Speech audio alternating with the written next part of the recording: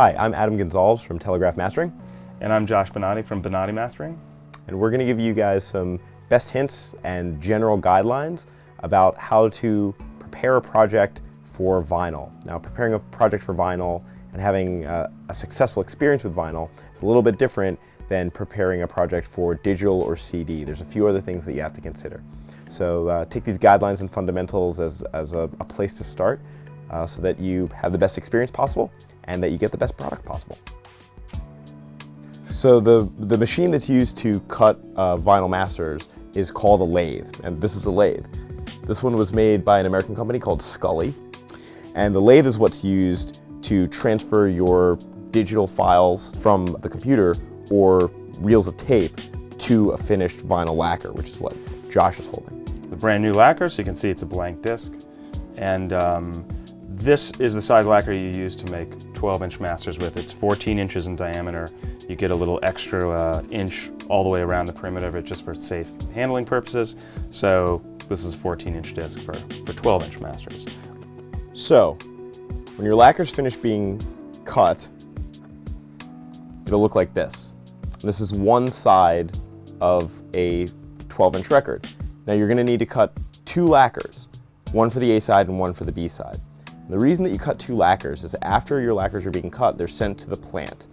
And the plant uses a process called electroforming to change the lacquer into what Josh is holding. Into this, which is called a stamper, basically. So the electroforming process, which is also colloquially known as plating, is the second step after cutting.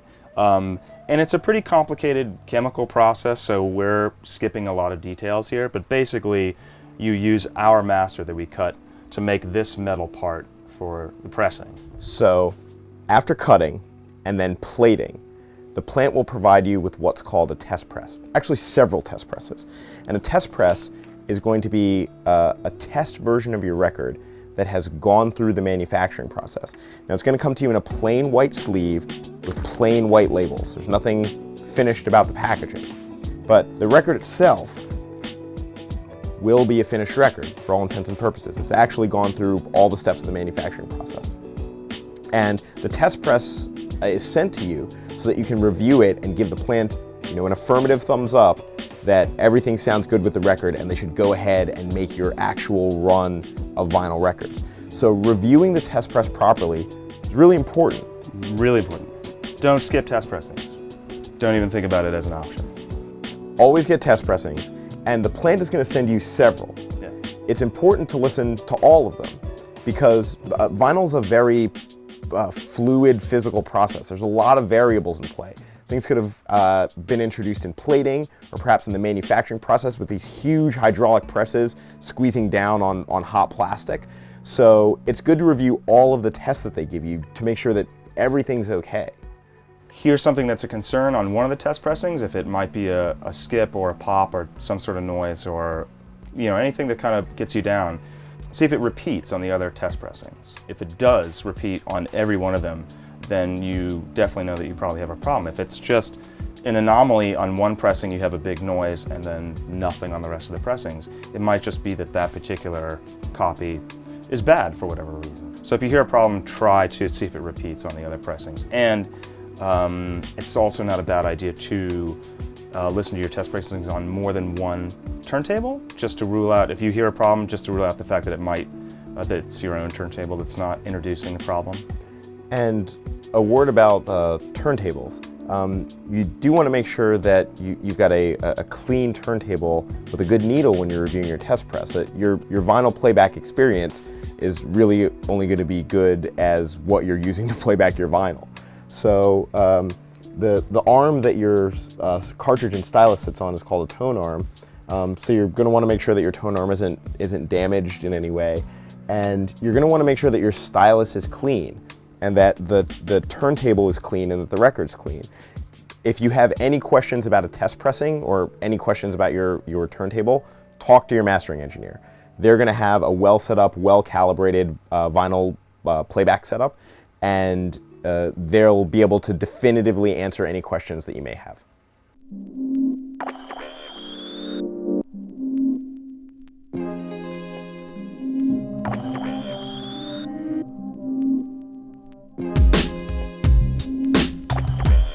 So we wanted to give you some of our best hints for making a good sounding record. The crucial two things are the following. Basically that the shorter the better with vinyl side times, and also that sequencing, the order that your tracks are in, is actually very, very critical in vinyl. And it's kind of a non-issue in other formats, but with vinyl it's very, very critical.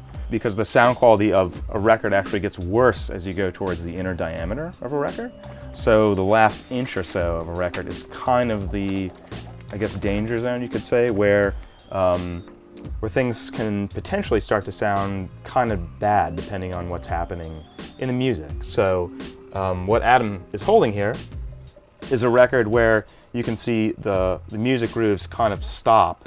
They only go about 75% of the way, and then you can see that there's essentially blank space or just this lead out groove until the label. And the cutting engineer didn't do that to rip anyone off or not intentionally use the rest of the space, but it was actually done quite strategically, because it was probably the case in this record that if they were to cut the music towards the last, the last bit closer to the label, that some nasty things start to happen, namely that the music can start to get more distorted as you come to the end of it. So they obviously made a decision to end the music at this point and not use that last inch on the record, which can be pretty dismal sounding sometimes. So that's a really important thing to know. If you get a cut and it looks like this and they didn't use all the space, it wasn't someone being lazy. It was probably someone actually making a good judgment about not to put all of your music in the last spot on the record. Is maybe one of the biggest challenges with vinyl is to have the whole side play cleanly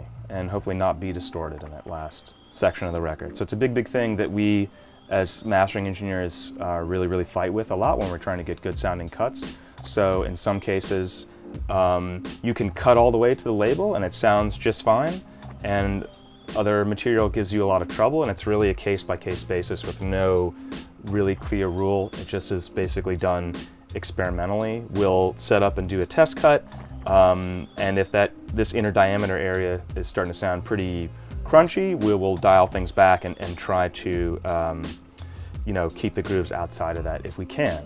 That brings up the point I mentioned in the beginning about shorter is always better, because obviously if you have short sides, you don't have to use this last bit on the record. If you give us 25 minutes per side, we're really forced to use the entire real estate on the record, and we're going to have to force more of your songs into that last kind of danger area on the record, and they could end up sounding a little crunchy, a little distorted. So that's why shorter sides are really better. We can keep everything outside the danger zone and cut it a little bit louder, and makes a better sounding record almost all the time. A good guideline for the timings, like really, really generally for LPs, is a short side would be considered something like 14 to 17 minutes.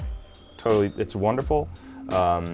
18 to 20 minutes is kind of standard. Pretty standard. LP length. After 20 minutes, things start to go downhill fairly quick in terms of just all the compromises that we have to make to fit the music on the record. And there's a relationship between the volume that we can cut your record at and the length of your side. So basically, longer side, volume goes down. Shorter side, volume can come up. And that's a big thing. It's a very common complaint sometimes when people have problems with records that, oh, my record isn't loud enough. My record isn't as loud as other records, this kind of thing. So the volume of your record is quite tied to the length of your side. That's a really big one. Shorter, always better. We will love you if you give us short sides. Not always possible, of course. If you have really long sides, sometimes someone might have to break it to you that it's time to start thinking about doing a double LP, which obviously can double or triple the cost of doing a record, but sometimes it's time for the hard chat about that kind of thing, because 25-minute sides, 26-minute sides are really, really long, and the volume starts to sink down pretty low. And not just the volume, the sound quality. Josh mentioned sequencing as being very important. Yeah, high frequencies tend to distort quite a bit towards the end of the side. Don't have the big finish towards the end of the record if you can. It's almost opposite to the normal way of people doing things now. Put the louder songs toward the outer diameter, put the quieter songs or the ambient song or whatever on the inner diameter. The quieter songs at the end of the record, they survive this danger area much better than louder songs. And just to give a quick illustration about the relationship between side length and level, we're just going to show you really quickly how two records of two very different lengths can sound, how loud they can be. Yeah, it can be quite a difference.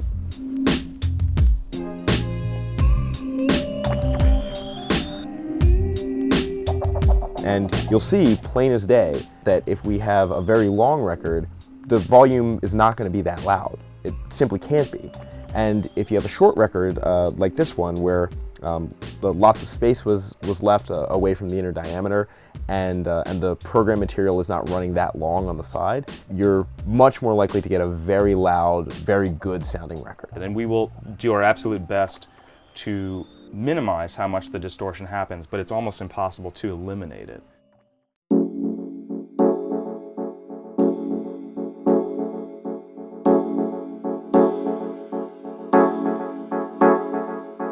If you have any questions about how your record is going to translate to vinyl, a good thing to talk with your mastering engineer about is something called a reference acetate.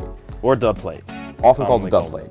Yeah, very often called a dub plate. And a reference acetate is different from test press, but it's kind of the same idea. A reference acetate is a disc that looks just like this that we will cut directly from the lathe. So it's different from a test press. Hasn't been plated, hasn't gone through the manufacturing process.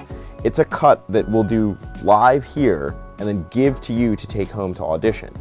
And an acetate is the only way for you to listen to how your project will translate on vinyl before you send it to the plant. There's no other way to check that. So if you've got any concerns or questions, it's a good thing to talk with your mastering engineer about. Acetates are different in a couple crucial ways from finished records. First of all, they're a lot softer, and the surface of them is more fragile, and that's deliberate, so we can cut into them. But that means that they don't last as long.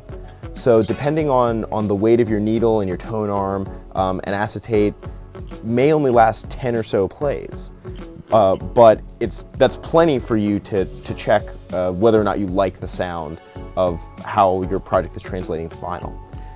Think of it basically as a preview record. You know, it's the quickest and cheapest way to hear how your record's going to sound before spending all the money and all the time going through the production process to get a test pressing that you don't think sounds good, or have just discovered the songs are out of order, or any major problem. So think of it as a preview record. How long they last depends on how nicely your turntable's set up. And we mentioned before dusting off your turntable before playing test pressings, and it's especially the case with the dubs, because they are an even stickier material than your finished record, and they attract dust like a magnet. So if you put this on a dusty turntable and you play it, it's going to sound noisy. Handle it just like atoms. Handling it here, don't get fingerprints on them and stuff. It really, the finger oils really stick to them. So treat them really, really delicately. Play them a couple times, and hopefully they sound fantastic. And then you can say thumbs up to your cutting guy, and he'll cut your master lacquers with the same settings that they use to cut the reference acetate. And if you have any questions about vinyl production, ask your mastering engineer. Talk to him about your project first. He'll be able to clear anything up. And if you want, a preview basically of how your record is going to sound, get a reference acetate cut. Even if you haven't even decided to make a record, you might be thinking about doing a vinyl project and you don't know how it's going to sound, if it's going to work for you, get a ref cut. That's the cheapest way to see if it's even going to work at all. So hey, thanks for watching this video. We hope that you picked up on some hints for making a good record. And the big points, just to reiterate, are shorter is always better in terms of side times, and also be really aware of the sequencing of your record, trying to put the right songs at the end of the record. If you have any questions, just contact your specific mastering engineer you're working with, or if you're worried about anything, get a reference acetate or dub plate cut first to see if the record's going to sound good, and then go from there. Yeah. Good luck with everything. Yeah, good luck, guys.